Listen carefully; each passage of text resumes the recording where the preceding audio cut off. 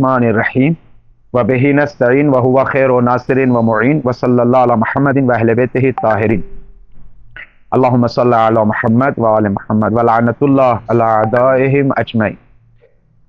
بسم اللہ الرحمن الرحیم۔ اذ قالوا لیوسف واخوہ احب الی ابینا منا ونحن عصبۃ ان ابانا لفی ضلال مبین اقتلوا یوسف او اطرحوہ ارضا یخل لکم وجہ ابیکم وتکونوا من بعدہ قوما صالحین۔ قال قائل منهم لا تقتلوا یوسف والقوہ فی غیابۃ الجب یلتقطہ بعض السیارۃ ان کنتم فاعلین۔ قالوا یا ابانا ما لک لا تأمنا علی یوسف وإنا لہ لناصحون ارسلہ معنا غدا یرتع ویلعب وإنا لہ لحافظون۔ قال انی لیحزننی ان تذهبوا به واخاف ان یأکلہ الذئب وانتم عنہ غافلون۔ صدق اللہ العلی العظیم۔ سب سے پہلے تو میں شب ولادت امام حسن مجتبیٰ علیہ السلام کی مناسبت پہ تمام عزیزوں کی خدمت میں مبارکباد پیش کرتا ہوں اور خداوند متعال سے دعا کرتا ہوں کہ اس مبارک شب ولادت ولی خدا کی مناسبت پہ ہم سب کو بہترین عیدی سے نوازے، تمام عزیزوں کی دعاؤں کو، عبادتوں کو اور آرزوؤں کو بر لائے انشاءاللہ۔ اور مبارکباد پیش کرتا ہوں امام حسن مجتبیٰ کی زندگی اور زندگی نامہ ہمارے لیے اسوہ حسنہ ہے، کس طریقے سے آپ نے اسلام کی باغ ڈور کو سنبھالتے ہوئے دین کو آگے بڑھایا اور کس طریقے سے معاشرے کی خدمت کی ہے، ہمیں سیکھنا چاہیے۔ بہرحال سورہ یوسف فاطمہ امام حسن مجتبیٰ ہیں اور بہترین زندگی گزارنے کی جو سیرت ہمیں ملتی ہے امام حسن مجتبیٰ کی زندگی میں ملتی ہے، ہمیں کس طریقے سے معاشرے کی خدمت کیا کرتے تھے، کیسے صدقات دیا کرتے تھے، کیسے ایثار و فداکاری سے کام لیا کرتے تھے، اور کس طریقے سے امام حسن مشہور تھے عرب میں ایک سخی کے نام سے، سخی، اور ایسے سخی تھے کہ ہمیشہ امام حسن مجتبیٰ علیہ السلام کا دسترخوان مشہور ہوا کرتا تھا عرب میں۔ انشاءاللہ ہم بھی ان کی سیرت پہ عمل کریں اور اللہ کی بندگی کرنے میں، اللہ کی عبادت کرنے میں خداوند متعال سے مدد لیں انشاءاللہ، اور خدا پہ توکل کریں اور اہل بیت سے توسل کریں، اور پاکیزہ ہستیاں جو شہداء ہیں ان سے بھی اپنی زندگی میں ان سے بھی مدد لیں انشاءاللہ۔ سورہ یوسف جو ہم نے شروع کیا ہے، دیکھیے میں تھوڑا ترجمہ کر رہا ہوں، بہت ضروری ہے، آپ حضرات کے ہاتھ میں قرآن ہونا ضروری ہے، قرآن کو دیکھنا بھی ثواب ہے، پڑھنا بھی ثواب ہے، اور لہٰذا قرآن پہ آنکھیں ہونی چاہیے۔ اذ قالوا یعنی جب، اذ یعنی جب کہا بھائیوں نے، کیا کہا؟ لا یوسف و اخوہ، لام تاکید کے لیے ہے، یعنی بتحقیق یوسف اور اس کے بھائی جو بنیامین ہیں، احب الی ابینا منا، ہم سے زیادہ محبوب ہیں ہمارے بابا کے نزدیک، ونحن عصبۃ، در حالی کہ ہم مضبوط جماعت ہیں، قوی جماعت ہیں، ہم ہم آہنگ اور آپس میں ملے جلے ایک دوسرے کے ساتھی، جماعت، مضبوط ساتھی، ہم گروہ اور جماعت ہیں۔ ان ابانا لفی ضلال مبین، آپس میں باتیں کر رہے ہیں کہ ہمارے بابا کھلی گمراہی میں ہے۔ عرض کیا میں نے، کھلی گمراہی یعنی دینی گمراہی نہیں، بلکہ یہ کج روی میں ہے، یہ جو طور و طریقہ ہے یہ ان کا صحیح نہیں ہے۔ خوب، اب بیٹھ کے پلان کر رہے ہیں، دیکھیے میرے ساتھ رہیں، دنیا میں دشمن بیٹھ کے اچھوں کے خلاف کیسے پلان کرتا ہے؟ آج جو پوری دنیا میں ایک ملک کے خلاف بیٹھے ہوئے پلان کرتے ہیں، یورپ سے لگا کے، امریکہ سے لگا کے، علاقے کے ملک بیٹھے ہوئے ایک ملک کو گھیرنا چاہ رہے ہیں، جیسے جناب یوسف کو 10 بھائیوں نے، 10 لوگوں نے گھیرنا چاہا، یہاں پہ بھی سینکڑوں ملک بیٹھ کے ایران کو گھیرنا چاہتے ہیں۔ کیوں؟ اس لیے کہ ایران کی آئیڈیالوجی وہی جناب یوسف کی آئیڈیالوجی ہے، معاشرے میں اچھائی لانا، معاشرے میں کردار اور اقدار انسانی کو پھیلانا، معاشرے میں عزت اور عفاف اور دین اسلام اور توحید اور امنیت اور اس کو پھیلانا، اور لہذا دشمن نہیں چاہتے، لہذا چاروں طرف سے پلان کر رہے ہیں، کبھی اقتصادی پلان ہے، کبھی ہمیشہ کہتے ہیں ہماری میز پر رکھی ہوئی فائل ہے، کب حملہ کر دیں گے، کب فلاں کر دیں گے۔ بہرحال یہ دشمن کی سازش ہے۔ پلان کیسے کر رہے ہیں؟ دیکھیے پلان دشمن کیسے کرتا ہے، پلان کر رہے ہیں کیسے؟ بیٹھ کے ایسے، اب بیٹھ کے میٹنگ ہوئی، ان کی میٹنگ ہوئی تو آپس میں گفتگو کر رہے ہیں۔ ایک نے کہا اقتلوا یوسف، یوسف کو قتل کر دو، اب اطرحوہ ارضا، یا کہیں ایک ایسی زمین پہ لے جا کے چھوڑ دو جہاں پہ وہ بھوکے پیاسے کوئی نہ پہچانے اور وہاں پہ مر جائے واپس نہ آ پائے.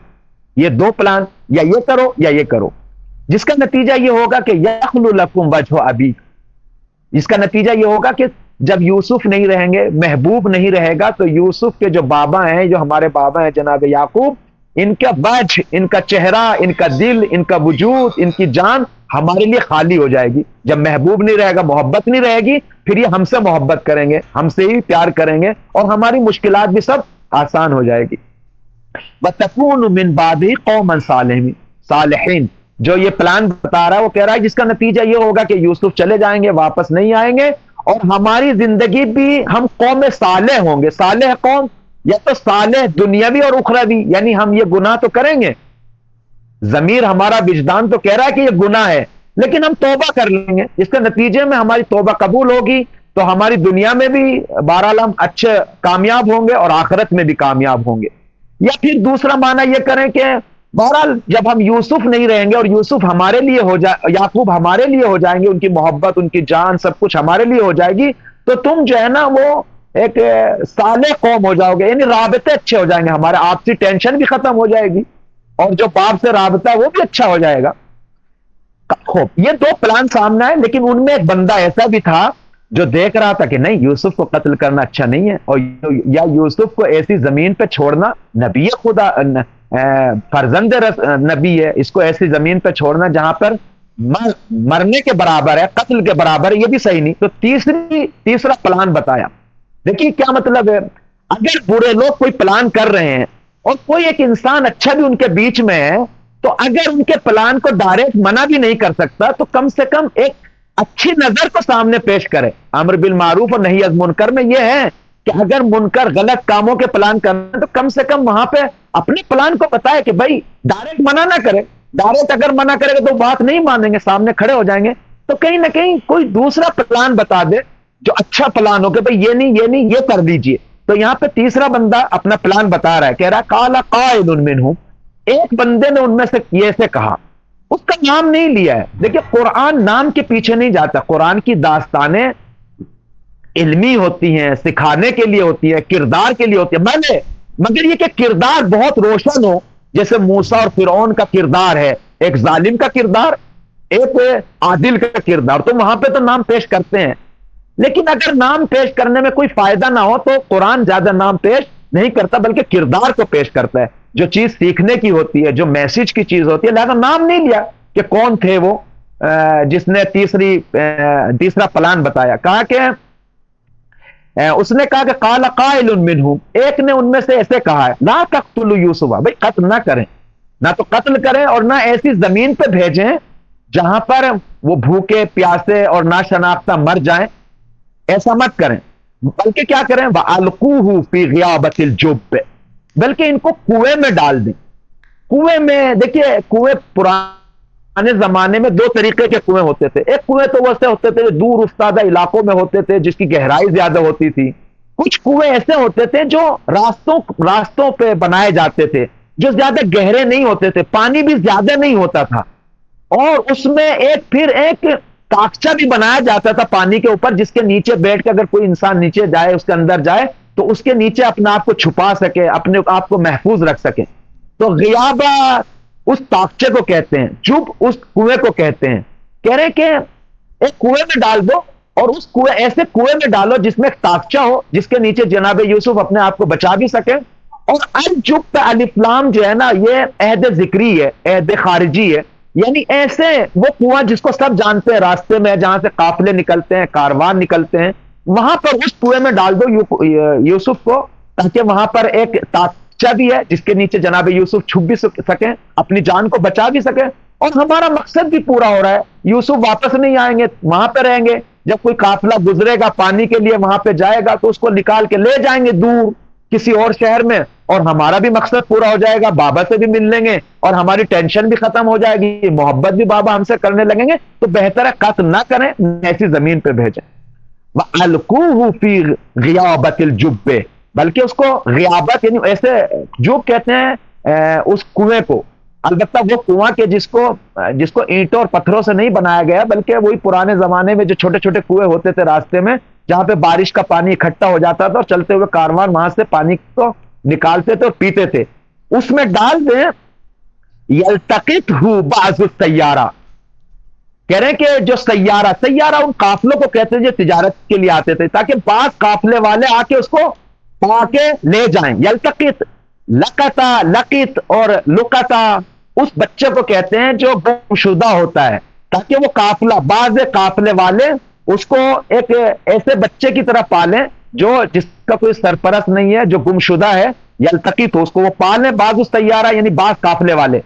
وَإِن كُنتُمْ فَاعِلِينَ، اگر آپ، واو نہیں ہے، ان کنتم فاعلین، اگر آپ ایسا کرنا ہی چاہتے ہیں، یہ کہنا چاہتے ہیں، پہلی بات پہ کام نہیں کرنا چاہیے ہم.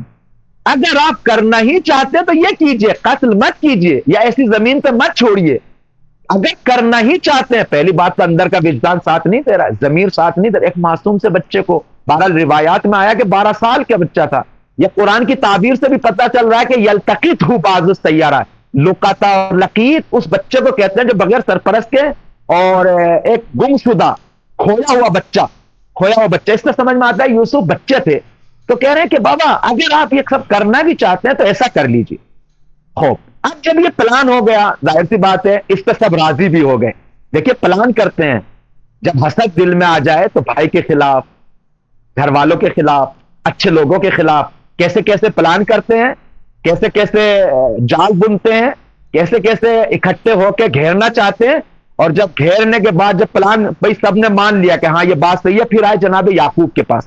جناب یعقوب کے پاس آنے کے بعد کہا، قالو، ایسے کہا، یا ابانا، اے بابا جان، ما لک لا تأمنا علی یوسف. دیکھیں کیسے پلان کو پیش کر رہے ہیں. اگر کھل کے بولیں گے تو یعقوب سمجھ جائیں گے. ایسے خوبصورت پلان پیش کیا کہ جہاں یعقوب کو چاروں طرف سے گھیرا جائے اور یوسف کو ساتھ بھیج دیا جائے. کہا کہ آپ کیوں ہم پر اعتبار نہیں کرتے، یوسف کے بارے میں کیوں ہم پہ بھروسہ نہیں کرتے ہیں. اس تعبیر سے کیا سمجھ میں آ رہا ہے؟ اس تعبیر سے یہ سمجھ میں آ رہا ہے کہ پہلے بھی کوشش کی تھی یوسف کو لے جانے پہ انہوں نے، لیکن یعقوب نے نہیں بھیجا ہے. یا پھر ان کے ذہنوں میں پہلے سے موجود تھا کہ نہ یعقوب بہت ہی زیادہ حفاظت کرتے ہیں، لہذا شاید نہ بھیجیں، تو لہذا اس طریقے سے پلان کیا. دیکھو کیسے پلان کو پیش کر رہے ہیں تاکہ یعقوب اجازت دیکھیں. دیکھیں ہم لوگ اچھے کام بھی کریں تو پلان نہیں کرتے، ارے ہو جائے گا، جیسے ہو گیا، کچھ بھی جیسے کیسے ہو گیا، بھاگ دوڑ میں کر لیا، جو بھی معاشرے میں کام کرتے ہیں. لیکن دشمن اپنے پلان کو انجام دینے کے لیے، اپنے نقشے کو، جال کو پھیلانے کے لیے کس طریقے سے پلان کرتا ہے. ہمیں بھی اچھے کاموں کے لیے پلان کرنا چاہیے تاکہ خوبصورتی سے انجام پائے. کیوں نہیں ہم اکٹھے ہوتے، کیوں نہیں ہم مشورے کرتے. دشمن نقصان پہنچانے کے لیے مشورے کرتا ہے اور ہم اپنی اس میں لگے ہوئے ہیں، میرا یہ ماننا ہے، میرا یہ کہنا ہے. ارے ان کو کہنے دیجیے. ارے بھائی اگر پاکیزہ لوگ ہو، اچھے کام کرنا چاہتے ہو تو آپس میں بیٹھیے، پلان کیجیے. اب پلان کرتے ہیں تو بابا سے کہتے ہیں، قالو، اپنے بابا سے کہتے ہیں، یا ابانا، اے بابا، ما لک لا تأمنا علی یوسف، کیوں آپ ہم پر بھروسہ نہیں کرتے؟ کیا یوسف ہمارے بھائی نہیں ہے؟ کیا ہم یوسف کے بھائی نہیں ہیں؟ کیا ہم اسبا نہیں ہیں؟ کیا ہم کبھی جماعت نہیں ہے؟ کیا ہم ایسی جماعت نہیں ہے جو مل جل کے سر جڑا ہوا ہے، کبھی مضبوط جماعت نہیں ہے؟ اور وہ یوسف ہمارے بھائی ہیں تو آپ ہم پہ بھروسہ کیجئے، کیوں اعتماد نہیں کرتے؟ وَإِنَّا لَهُ لَنَاصِحُونَ، اور ہم اس کے خیر خواہ ہیں، ہم بھائی ہیں، غیر تھوڑے ہی ہیں، ہم بھی گھر کے ہی ہیں، ہمارا ان کا بابا ایک ہی ہے. یوسف ہمارے بھائی ہیں، ہم بھی اسوا ہیں، جماعت قوی، مضبوط قوی جماعت ہیں، ہم گروہ ایسا قوی ہے اور ہم بھائی ہیں. یوسف ہمارے بھائی ہیں اور ہم بتحقیق اس کی حفاظت کریں گے، ہم خیر خواہ ہیں، ناصح، ہم خالص ہیں. نصوح یعنی خالص. دیکھیں آپ شہد کو کہتے ہیں اصل ناصح، اصل نانے یعنی خالص شہد جس میں کوئی ملاوٹ نہیں ہے. یا مثلا توبہ نصوح سنا آپ نے، یعنی خالص توبہ کرنا خدا کی بارگاہ میں، خالص توبہ نصوح جسے بولا جاتا ہے، یعنی خالص ہے ہم اپنے بھائی کے لیے اور ہم خیر خواہ ہیں اس کے لیے. وہ ہمارا سگا، ہمارا بھائی ہے، ہم اس کے بھائی ہیں اور بھائی کے لیے خیر خواہ. دیکھیں جال میں بھی ان چیزوں کا سہارا لے رہے ہیں جس چیز کی ارزش ہے. دیکھیں کیسے پھنسانے کے لیے اچھی چیزوں کا سہارا لے لیں. ہم خیر خواہ ہیں، ہم تو اچھا ہی چاہتے ہیں یوسف کے لیے، اور پھر آپ ہمارے ساتھ بھیجیں. آپ کیوں ہم پہ بھروسہ نہیں کرتے؟ ہم تو بھائی ہیں، ہم غیر تھوڑے ہیں، آپ ہی کے بچے ہیں، آپ ہمارے بابا ہیں، یوسف ہمارے بھائی ہیں، آپ ہم پہ بھروسہ کیجیے. کیوں بھروسہ نہیں کرتے؟ اس طریقے سے کہا اور ہم جو انا لہو ناصحون، تحقیق تاکید کے ساتھ، انا تاکید، لہو مقدم کیا، اس میں بھی تاکید، لام تاکید، یعنی ہم تمام تاکید کے ساتھ کہہ رہے ہیں کہ ہم ان کے خیر خواہ ہیں، ہم تو بھلائی چاہتے ہیں یوسف کی. پھر کہتے ہیں کہ ارسلہ معنا غدن، بابا جان ان کو ہمارے ساتھ بھیجے کل. ارسلہ یعنی بھیجو یوسف کو، معنا ہماری ساتھ، غدن کل. کیا کر رہے ہیں؟ کیا کرنے کے لیے؟ یرتا و یلعب، تاکہ کچھ کھائے پیے، کھل کے کھائے پیے وہاں پر، کھیلے کودے، کھائے پیے. یرتا یعنی کھانا پینا، یعنی کچھ کھائے پیے وہاں پہ. بہرحال کھلی فضا ہوتی ہے، کھلا جنگل ہوگا وہاں، کھلی آب و ہوا ہوگی، مزے کا موسم ہوگا، اچھے سے کھائے پیے بھی اور کھیلے کودے بھی. کھیل کود بھی یہ نہیں کہ جو بےہودہ ہوتا ہے، بہرحال مسابقہ دیں گے، رقابت کریں گے، آپس میں بھاگے دوڑیں گے، بہرحال اچھی، بہرحال ورزش کرنا، ورزش کریں گے، ورزش بھی اچھی چیز ہے. لیکن کن چیزوں کا سہارا لے رہے ہیں، کن چیزوں کا سہارا لے رہے ہیں؟ اس سے سمجھ میں آتا ہے کہ نبیوں کے یہاں بھی بچوں کو کھیلنے کودنا یا ورزش کرنے کی طرف رغبت ہے. رغبت اچھی چیز ہے. اپنے بچوں کو گھر میں ہی نہ جکڑیں، بلکہ تھوڑا تھوڑا اچھی خوبصورت ورزش کرائیں، خوبصورت جگہ لے جائیں، تھوڑا باہر لے جائیں.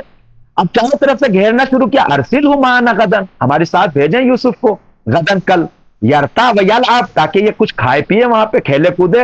وَإِنَّا لَهُ لَحَافِظُونَ، اور ہم اس کی حفاظت کرنا چاہتے ہیں. دیکھیں کس طریقے سے بات، ادھر سے کہہ رہے ہیں کہ ہماری طرف سے تو مشکل نہیں ہے، ہم تو بھائی ہیں، ہم تو خیر خواہ ہیں، ہم تو اس کی حفاظت کرنے والے ہیں، ہم تو بھائی ہیں، ہم تو چاہنے والے ہیں، ہمارا بھائی ہے. ادھر سے کہہ رہا اگر مشکل دوسرے کی طرف سے ہو تو ہم حافظ ہیں، محافظ ہیں، حفاظت کرنے والے ہیں، ہم مضبوط ہیں، ہم اسبا ہیں، قوی ہیں، جماعت ہیں، ہم غیرت مند ہیں، ہم طاقتور ہیں، سب کچھ ہے. بس نہ دشمنی ہمارے اندر سے ہے، نہ دشمنی باہر سے. اگر باہر سے دشمن یا کوئی خطرہ ہوگا ہم حفاظت کریں گے، اور ہم تو اندر سے ہم اچھا ہی چاہتے ہیں، بھلائی چاہتے ہیں. دیکھیں چاروں طرف سے کس طریقے سے بیان کیا. آپ ہم پہ بھروسہ کیجئے بابا، ہم آپ کے بیٹے غیر تھوڑی ہیں، یوسف بھی بھائی ہیں. دیکھیں کس طریقے سے انٹری کر رہے ہیں اپنے پلان کو. اور ادھر سے کہہ رہے ہیں کہ اور ہم خیر خواہ بھی ہیں، بھائی ہیں ہمارا. اور ادھر سے اگر دشمن باہر کا ہے تو ہم اس کے حفاظت کریں گے، ہم تو بہت مضبوط ہیں، ہم 10 بھائی ہیں، سب کچھ ہے.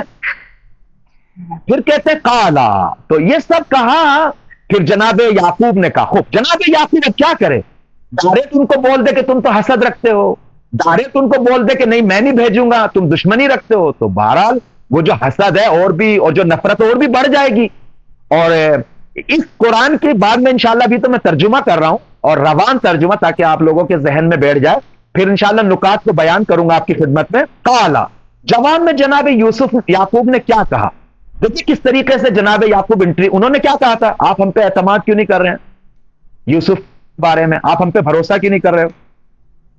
اور وہ تو ہمارا بھائی ہے، ہم اس کے بھائی ہیں، ہم خیر خواہ ہیں، اور آپ ہمارے ساتھ بھیجیں، کھیل کودے گا، وہ کھائے پیے گا وہاں پر، اور ہم حفاظت کرنے والے ہیں، ہم بھی اس کی حفاظت کرنے والے ہیں. دشمن اگر باہر سے آئے، اور ہم خود تو خیر خواہ ہیں. چاروں طرف سے اس طریقے سے پلان کیا. اب جناب یعقوب کیا بولے، فرما رہے قالا انی لیحزننی ان تذهبوا به، کہا کہ دیکھو اگر تم یوسف کو لے گئے تو میں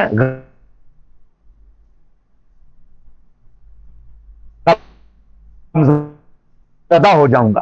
میں بتحقیق کیا ہوگا، تاکید کے ساتھ کہہ رہے ہیں، غمزدہ ہو جاؤں گا.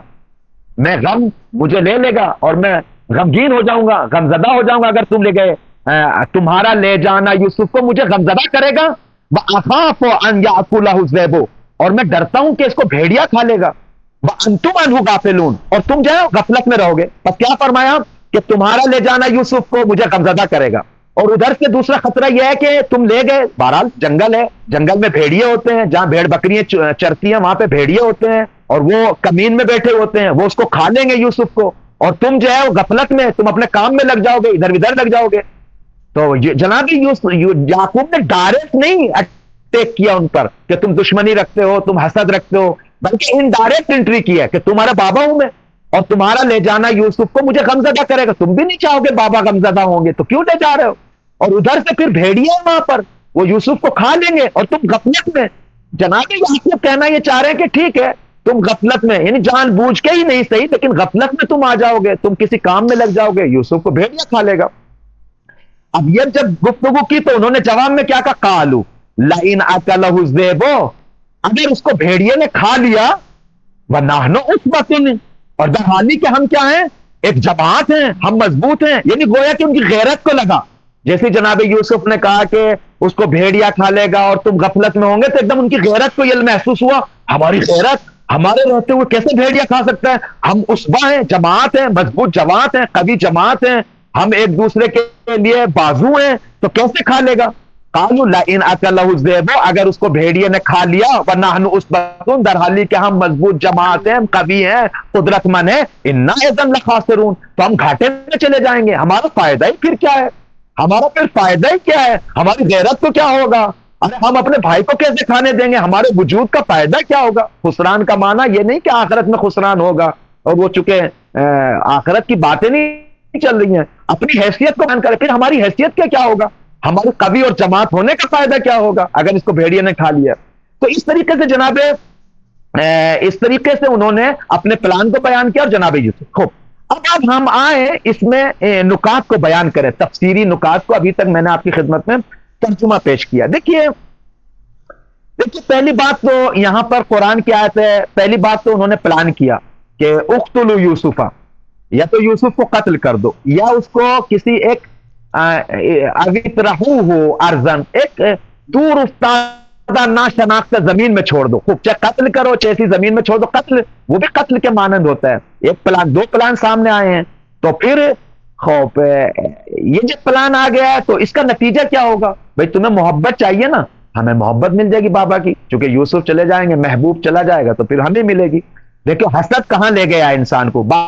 میں انشاءاللہ نکات بیان کروں گا کہ کیا کیا ہمیں سیکھنا ہے ان تمام چیزوں سے. وَتَكُونُ مِن بَعْدِهِ قَوْمًا صَالِحِينَ، اور تم اس کے نتیجے میں نیکو قوم، اچھی قوم بن جاؤ گے. رابطہ بھی خدا سے بھی نہیں، یعقوب سے بھی اچھا ہو جائے گا، اور آپس میں بھی ہماری ٹینشن ختم ہو جائے گی، سب کچھ ختم ہو جائے گا، اور یہ سب کچھ ہوگا.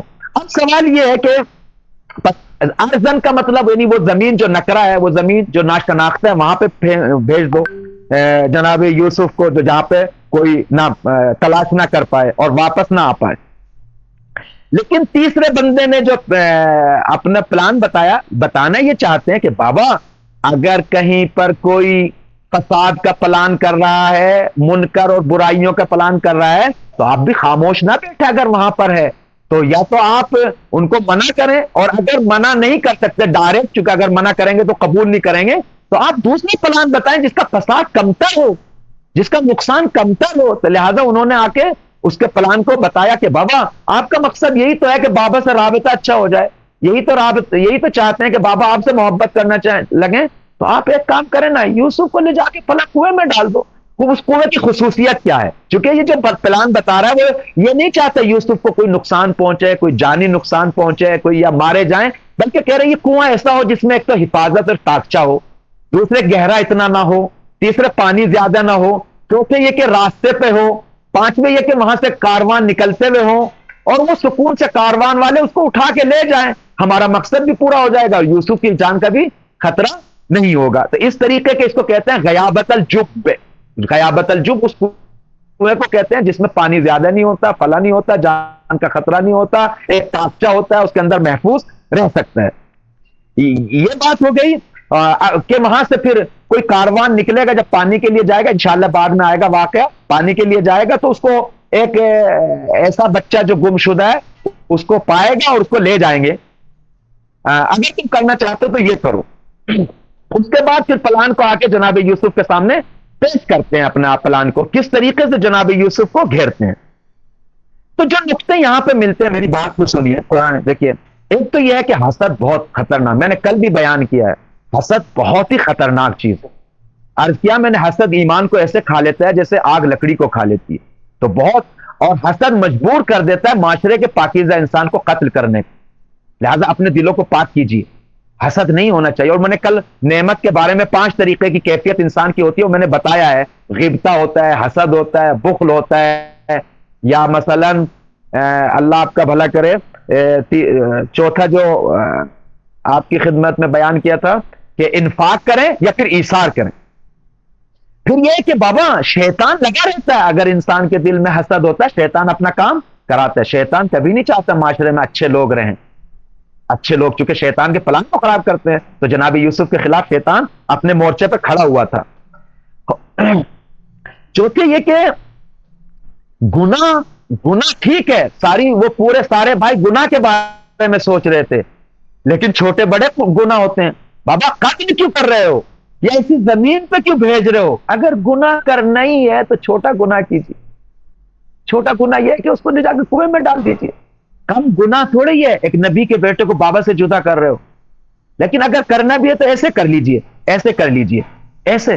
لیکن جب آپ کسی بڑے گناہ سے روکیں تو اگر دیکھ رہے ہیں کہ اس طریقے کے لوگ ہیں کہ مانیں گے نہیں، تو آپ کوئی نیا پلان سامنے دیجیے. نیا پلان کر، آپ ذہن کام کریں، آپ کا ایک نیا پلان دیں کہ بھائی اگر نہیں ایسا نہ کیجیے، ایسا نہ، بلکہ یہ کر لیجیے. تو ہمیں بھی معاشرے میں ایسے ہی کرنا چاہیے. جب نہیں منکر کریں، جب برائیوں سے روکیں، یا تو ڈائریکٹ روکیں. اگر ڈائریکٹ نتیجہ نہیں دے رہا ہے تو آپ پلان کو سامنے پہ، بھائی یہ مت کیجیے، یہ کر لیجیے، یہ کر لیجیے. تو یہ بھی ہمیں یہاں پہ دستور ملتا ہے اور سیکھنے کا ملتا ہے. اچھا، پھر ہم یہاں پہ آتے ہیں. دیکھیے چند منٹ آپ میری ساتھ رہیں، قرآن کی آیت کو دیکھیں. تعبیر، قالو یا ابانا ما لکا لا تامنا علی یوسف. انہوں نے کہا کہ بابا کیوں آپ ہم پہ اعتماد نہیں کر رہے ہیں یوسف کے بارے میں؟ اس کا مطلب یہ سمجھ میں آتا ہے کہ گھر کا جو ماحول تھا جناب یوسف کے لیے امن والا نہیں تھا. یہ ماحول بنا ہوا تھا، احساس امنیت نہیں تھی جناب یوسف کے لیے. تبھی تو اس طریقے سے کہا ہے کہ آپ کیوں ہم پہ اعتبار اور بھروسہ نہیں کر رہے ہیں یوسف کے بارے میں. اس کا مطلب یہ کہ گھر پہ ماحول اتنا اچھا نہیں تھا، لہذا گھر کے ماحول کو آپ چیک کرتے رہیں. چیک نہیں کریں گے تو کہیں ایسا نہ ہو کہ ایک بچہ وہاں سے میسج لے رہا، دوسرا بچہ وہاں سے میسج لے رہا، اور گھر تباہی اور بربادی کی طرف چلا جائے. لہذا گھر کو باامن کرنے کی کوشش کیجیے، بہت ضروری ہے. تو خطرناک ہے. تیسرے یہ کہ قرآن میں جو کہا گیا ہے، بہرحال جناب یوسف پاکیزہ بندہ تھا، تو یہ جو انہوں نے کہا ہے کہ آپ ہماری ساتھ بھیجیں. دیکھیں ایک بات جو یہ سمجھ میں آتی ہے کہ ایک تو آپ بابا کو اپنی اولاد پہ اعتبار کرنا چاہیے. اولاد اگر صحیح ہو تو اعتبار کرنا چاہیے، لیکن اگر اولاد ناامن ہو جائے تو کیسے بھروسہ کریں؟ تیسری بات یہ ہے کہ یہاں پر وہ یہ ہے کہ ممکن ہے کہ انسان ایک گروہ معاشرے میں بڑے بڑے شعار دینے والے کہ ہم ہیں، ہم خیر خواہ ہیں، تو آپ ہوشیار ہیں. ضروری نہیں کہ نعرے لگانے والے آپ کے خیر خواہ ہوں. ممکن ہے، اور ممکن ہے کہ انسان بڑی تاکید سے کہہ رہے ہم ایسا کر دیں گے، ہم ایسا کر دیں گے. جب انسان زیادہ اصرار کرے، زیادہ کوشش کرے، تو اور بھی آپ کے کان کھڑے ہونے چاہیے کہ کچھ نہ کچھ ہدف ہے اس کے پیچھے. کیوں اتنا اصرار کر رہا ہے؟ کیوں اتنا بھاگ دوڑ کر رہا ہے؟ کیوں اتنی تاکید سے کہہ رہا ہے؟ تو معاشرے میں بہت سارے نعرے لگانے والے، شعار دینے والے لوگ ہوتے ہیں. آپ ہوشیار رہیں، ہر ایک آدمی پر بھروسہ نہ کریں. ممکن ہے اس کے اندر کیا ہو، پتہ نہیں اس کے اندر کیا ہو، پتہ نہیں اس کا ہدف کیا ہو. یہ بھی ہمیں میسج ملتا ہے قرآن کی سائے سے. جو چیز یہاں پہ ملتی ہے کہ ہمارے ساتھ بھیجیں، کل ہمارے ساتھ یرتا و یلعب، تاکہ کھائے پیے بھی اور یلعب کھیلے کودے بھی. کھیلے کودے، چونکہ بہرحال نبی کا بیٹا ہے، جناب یعقوب کا بیٹا ہے اور جناب یوسف ہے، تو کھیل کودنے سے یہاں سمجھ میں آتا ہے کھیل کودنا وہ نہیں کہ جو بےہودہ کھیلتے ہیں، بلکہ کھیل کودنا یعنی ممدوح ہے، قابل ستائش ہے. یعنی وہ کھیل کودنا کہ جو اچھے کھیل کودنے ہوتے ہیں، جہاں پہ پاکیزہ بچے بھی کھیلتے ہیں، جہاں سے سیکھنے کو ملتا ہے اور فلاح ہوتا ہے. اس سے بھی سمجھ میں آتا ہے کہ کھیل کود بھی اسلام کی طرف سے اجازت ہے. اپنے بچوں کو روکے نہیں، لیکن وہ کھیل کودنا اچھا ہونا چاہیے، اچھا ہونا چاہیے. یہ بھی ملتا ہے. وَإِنَّ لَهُ لَحَافِظُونَ إِنَّ لَهُ لَحَافِظُونَ. یہاں پہ بھی یہ پتہ چلتا ہے کہ ہم حفاظت کرنے والے ہیں. بس ایسی اگر باہر کا دشمن کوئی آ جائے تو ہم حفاظت کریں گے. اب اس قرآن کی آیتوں سے جو میں نے آپ کے سامنے ترجمہ پیش کیا ہے، تو کچھ میسج ملتے ہیں. ایک تو یہ ہے کہ یوسف کے بھائیوں نے کھل کے اپنے حسد کو پیش نہیں کیا ہے. میری بات کو سنیں، کھل کے پیش نہیں کیا، بلکہ بہترین لباس میں پیش کیا ہے، بہترین پلان میں، خوبصورت خیر خواہی کے راستے سے. کبھی کبھی دشمن خیر خواہی کے راستے سے آتا ہے، آپ کو گھیرنے کے لیے، آپ کو پھنسانے کے لیے، آپ کو اپنے جال میں گھیرنے کے لیے اچھے اچھے الفاظ، اچھے اچھے پلان کے ذریعے سے آتا ہے. اب آپ کے پاس بصیرت ہونی چاہیے، بصیرت ہونی چاہیے. کس طریقے سے ایران کے بارے میں بہت سارے لوگ کہتے ہیں یار امریکہ تو یہ چاہتا ہے، یورپ تو یہ چاہتا ہے، فلاں تو یہ چاہتا ہے. وہ کہتا ہے کہ ہم تو آزادی چاہتے ہیں، ہم فلاں چاہتے ہیں. بابا اس آزادی کے پیچھے ان کا ہدف کیا ہے؟ وہ تو اچھے اچھے الفاظ لاتے ہیں، اچھے اچھے لباس میں، لیکن پیچھے زہر ہے ان کے. وہ اسلام کا بھلا کیا چاہتے ہیں، وہ قرآن کا بھلا کیا چاہتے ہیں. دشمن کو پہچانیے، بصیرت رکھیے، شعور اتنا رکھیے. ممکن ہے الفاظ، ممکن ہے پلان اچھا ہو، لیکن پشت پہ دشمن کے کیا ہو؟ ہدف گندا ہو، زہر ہو اور قاتلانہ زہر ہو. لہذا اگر رہبر مضبوط ہو، اگر رہبر مضبوط ہو تو دشمن کے پلان کو سمجھتا ہے. حضرت آیت اللہ العظمی رہبر معظم حضرت آیت اللہ خامنائی، اللہ نے جو بصیرت دی ہے دشمن کے ہر پلان کو سمجھتے ہیں اور ایک تقریر سے ان کے پلان کو ختم کر. کیوں؟ یہ بصیرت خدا دیتا ہے. خدا نے متعال اپنوں کی، اپنے بندوں کی کیا کرتا ہے؟ مدد کرتا ہے. لہذا دشمن کے راز کو کھول دیتا ہے. وہ سال بھر وائٹ ہاؤس میں بیٹھ کے پلان کرتے ہیں، خداوند متعال اپنے بصیر بندے کو، اپنے مقرب بندے کو سارا پلان بتا دیتا ہے، یعنی بصیرت کے ذریعے سے. وہ آ کے ایک تقریر میں کھول دیتے ہیں. پھر دشمن پہ حیرت زدہ رہتا ہے، یہ کیا ہو گیا، ایسا کیوں ہو گیا. تو یہ سب چیزیں، یہ بھی یہی سے سمجھ میں آتا ہے کہ ممکن ہے ہر میٹھی میٹھی باتوں پہ آپ یقین نہ کریں. ہوشیار رہیں. معاشرہ شاطر ہے، معاشرہ آپ کو گھیرنا چاہتا ہے، دشمن ہر جگہ پہ ہے. لہذا میٹھی میٹھی باتوں کو زیادہ کام نہ دھریں، بات بصیرت سے کام لیں، بصیرت سے کام لیں. تیسرے یہ کہ جب انہوں نے کہا کہ آپ ہمارے ساتھ بھیج رہے، ہم بھائی ہیں، ہم پر اعتبار کریں. جناب یعقوب نے ڈائریکٹ نہیں کہا کہ ہم اعتبار نہیں کرتے، کیونکہ نہیں چاہتے تھے ان کے حسد کو بڑھائیں، ان کی شدت آئے ان کے حسد میں، ان کے بغض میں، ان کی نفرت میں، نہیں چاہتے تھے. پھر جناب یعقوب دوسرے راستے سے انٹری کی، کہا کہ تمہارا لے جانا میرے دل کو غم زدہ کرے گا، اور پھر بھیڑیوں کو کھا لیں گے. تو ڈائریکٹ نہیں کہا کہ تم حسد کرتے ہو، بلکہ ادھر سے گئے ہیں. خوب میری بات کو سنیں. ایک تو یہ کہ جناب یعقوب نے جو یہ کہا ہے کہ لے جانا، چونکہ جناب یعقوب جانتے تھے کہ میرا پاکیزہ بندہ مجھ سے دور ہوگا، غمزدہ. ولی خدا غمزدہ ہوتا ہے. کس نے کہا ولی خدا غمزدہ نہیں ہوتا؟ اچھائی پہ غمزدہ ہوتا ہے. پاکیزہ انسان مصیبت میں جانے جا رہا ہے تو اس پہ غمزدہ ہوتا ہے. تو معلوم یہ ہوا قرآن کی اس روح سے کہ نبی اور ولی بھی غمزدہ ہوتے ہیں. اب اگر کوئی انسان یہ کہے کہ غمزدہ ہونا نہیں چاہیے، نہ، ہم کربلا پہ غمزدہ ہوتے ہیں، اس لیے کہ پاکیزہ لوگ جس طرح سے یعقوب کے نزدیک یوسف غمزدہ پاکیزہ تھے، محترم تھے اور احساسات اور عاطفیت رکھتے تھے. فطرت کا تقاضا یہ ہے کہ عاطفیت رکھنا باپ کا اولاد کی نسبت، اچھے انسان کی بنسبت. اسی طریقے سے ہم کربلا کے بارے میں عاطفیت رکھتے ہیں. اور دین اسلام فطری دین ہے، فطریات سے نہیں ٹکراتا ہے. فطرت کہتی ہے اولاد سے محبت کرو. دین کب کہتا ہے محبت نہ کرو؟ فطرت کہتی ہے کہ اگر بیٹا مر جائے تو روئے. تو دین کب کہتا ہے؟ دین چونکہ فطری امر ہے. تو یہاں پہ یہ بھی میسج ملتا ہے یہاں پر آپ کو. تیسری بات جو ہے، خوب جب جناب یعقوب نے کہا، دیکھیں میری بات سنیں، جناب یعقوب نے کہا کہ تمہارا لے جانا یوسف کو مجھے غمزدہ کرتا ہے اور اس کو بھیڑیے کھا لیں گے، تم غفلت میں ہوں گے. تو پلٹ کے انہوں نے غمزدہ کے بارے میں بات نہیں کی بھائیوں نے، کیونکہ جانتے تھے کہ اگر ہم غمزدہ کے بارے میں کہیں گے آپ غمزدہ مت ہوئیے، تو ڈر گئے تھے کہیں رات نہ کھل جائے دلوں کا. لہٰذا اس کو چھوڑ دیا، بلکہ ایک دم سے چلے گئے دوسری بات کی طرف. کہا کہ آپ کیوں ڈر رہے ہیں کہ بھیڑیے کھا لیں گے؟ ہم حفاظت کرنے والے ہیں، ہم قوی ہیں، ہم مضبوط ہیں. یعنی گویا کہ اپنی غیرت کی طرف چلے گئے. ہم مضبوط ہیں، ہم یہ کر دیں گے، ہم وہ کر دیں گے، ہم حفاظت کریں گے. اس نقطے کو چھوڑ دیا ہے. درحالی کہ یہ کہنا چاہیے تھا کہ بھائی آپ غمزدہ مت ہوئیے، تھوڑے سے ٹائم کے لیے لے جا رہے ہیں، واپس آ جائیں گے. بہرحال بچہ اسکول جاتا ہے، فلاں جگہ جاتا ہے، تھوڑے ٹائم کے لیے آپ لیکن ادھر کیوں نہیں گئے؟ اس لیے نہیں گئے کہیں دل کا راز نہ کھل جائے، وہ دشمنی سامنے نہ آ جائے. بل ایک دم سے ادھر چلے گئے، کیونکہ دیکھا نہیں کبھی کبھی انسان اپنے دلوں کے اسرار کو چھپانے کے لیے ادھر ادھر کی باتیں. تو یہاں پہ بھی ادھر ایک دم سے گئے کہ نہ آپ گھبرائے نہیں، ہم قوی ہیں، مضبوط ہیں. کیسے کھا لے گا ان کو بھیڑیا؟ درحالی کہ ہم اگر بھیڑیا ان کو کھا لے تو ہم گھاٹے میں چلے جائیں گے. یعنی ہماری غیرت کو کیا ہوگا، ہمارے فائدہ کیا ہوگا. اب میں بات کو یہاں پر ختم کرنا چاہ رہا ہوں. خائن لوگوں ہمیشہ پلان کرتے ہیں. معاشرے میں خائنوں کو پہچانے اور اچھے الفاظوں سے جو انسان معاشرے میں اصرار کرتے، یہ کر لیجئے، میں وہ کر دوں گا، یہ کر دیں گے، فلاں کر دیں گے، ان کی نیتوں کو پہچانے. لہذا دین کہتا ہے اہل بصیرت بنے، اپنی بصیرت کو اوپر لائیں، حق و باطل کو پہچان سکیں، یہ حق ہے، یہ باطل ہے. انسان کا شعور اتنا ہو کہ حقیقتوں کو پہچان سکے. انسان کے اندر اتنا شعور ہو کہ پہچان سکے کیا حق ہے، کیا باطل ہے، کہاں پہ کیا بولنا ہے، کہاں پہ کیا لینا ہے. تو ان تمام چیزوں سے بہرحال یہ سمجھ میں آتا ہے کہ دشمن پلان کرتا ہے اور ہم دشمن کے شر سے بچنے کے لیے پلان اگر نہ کریں گے تو گھاٹے میں جائیں گے. ہمارے پاس بصیرت نہیں ہوگی تو گھاٹے میں جائیں گے. بہرحال ان قرآن کی آیتوں سے یہ سمجھ میں آتا ہے کہ دشمن جناب یوسف کو گھیرنے کے لیے ہر طریقے سے اچھے اچھے الفاظ، اچھے اچھے قالب، فطریات سے فائدہ اٹھاتے ہوئے جناب یوسف یعقوب کو چاروں طرف سے گھیر رہے ہیں، تاکہ اور پھر ایسے کام کے لیے لے جانا چاہ رہے ہیں جہاں یوسف کے بچے تھے 12 سال کے تھے، وہ بھی دل سے چاہیں کہ کھیلنے کے لیے جا رہے ہیں، تو پریشر میں آ کے جناب یعقوب اجازت دے دیں۔ انشاءاللہ پھر اس کو ہم بعد میں ادامہ دیں گے۔